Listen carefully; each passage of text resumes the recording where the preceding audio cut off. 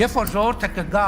դուրը կծեցի կամ չի ծեցի, ձեն կտա, կասի իմ իշխանությունը տուր ինձ, ես այդ իշխանությունը կտամ իրան։ Այն իրավիճակը, որում մենք հայտնվել ենք, քաղաքական չէ։ Սա արժե համակարգային ճգնաժամ է։ Բայց քանիսն են այն մարդիկ, որոնք չեն համակերպվել այս իրողության հետ։ Պետք է մոբիլիզացնել մարդկանց այնպիսի քանակ, որը կբերի փոփոխության։ Ոչ թե հոգու հանգստության համար մի հերթական հանրահավաք անել, քանի որ հանրահավաք անելու դեպքում այն պիտի լինի վճռական ու վերջինը։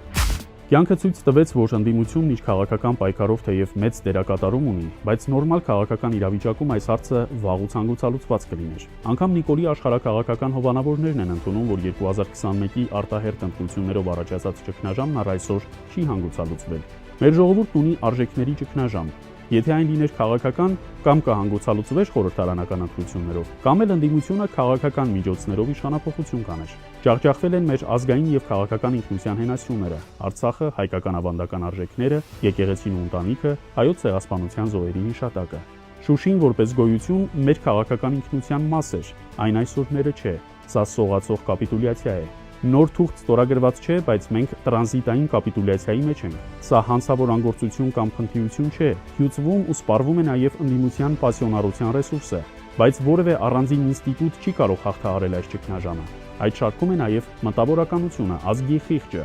Հայոց ցեղասպանությունից հետո միայն 1930-ականներին նժդեհ բերեց մյուս մունք, որը ցեղասպանված ազգի վերապրման փորձ էր։ Մենք հիմա էլ ենք հայրենազրկված, քանի որ Արցախը մեր հայրենիքի մի մասն է։ Մենք որդեզուրկ ու հայրենազուրկ ենք դառնում։ Այսօր մենք ժամանակ չունենք, բայց ջարդուխուրդ եղած արժեհամակարգային կառույցից պարտավոր ենք հավաքել երբեմնի բեկորները։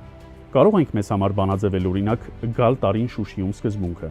Սրանք աշխատում են մեր ինքնության դեմ, դարձնելով այն կզածի ինքնություն։ Մինչև պատերազմը մեզ կծահարում էին, հիմա չոքացնում։ Սրանք նոր ինքնություն են մոդելավորում, այն է տակդ չոր լինի, փորդ կուշտ, իսկ սա սպառողական ինքնություն է։ Սա մեր դեմ իրականացվող Նիկոլի ձեռամբ մեր ուղեղներում մղվող պատերազմ է։ Ցանկացած ազգի մեջ նման մուտացիաներ լինում են, մենք ունիկալ չենք, նման աղբ միշտ էլ ունեցել ենք, բայց Նիկոլն ու իր ուսապարկերն այսօր առաջնորդում են այդ մոլորյալներին։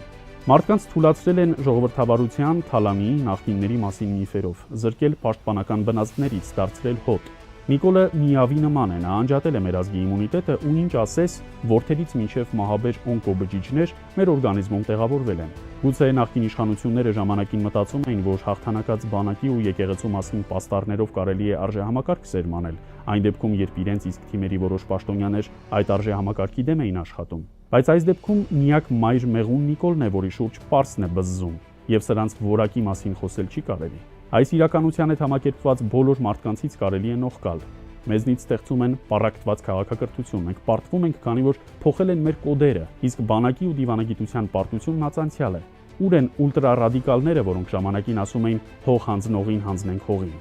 Որքան տխմար պետք է լինես, որ Նիկոլի պես մտածես, թե ժողովրդավարությունը պաշտպանում է պետությանը, ընդ որում այդ ժողովրդավարությունը չունենալով։ Ասել, թե մենք բացի անվտանգությունից ամեն ինչ ունենք, նշանակում է ոչինչ չունենալ։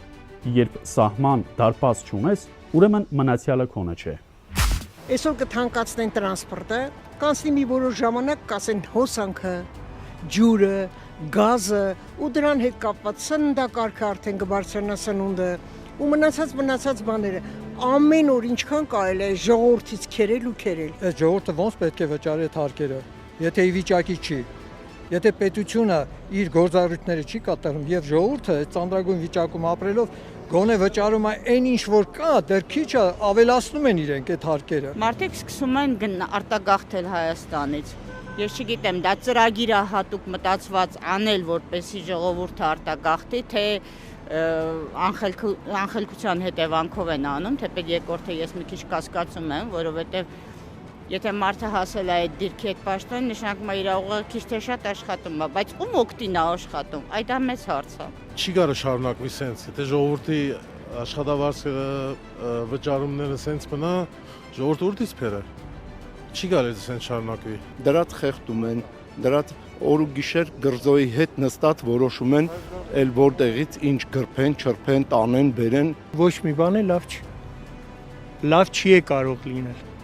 Թե ինչ է լինելու, այդ արդեն ժողովուրդը պետք է մտածի, ոտքի կանգնեն, ուրիշ էլ հնար չկա։ Թե չէ իշխանություններն արդեն լրիվ համահանել։ Այս երկիրը գնում է կործանման։ Միայն դա է երևում։ Թող մի հատ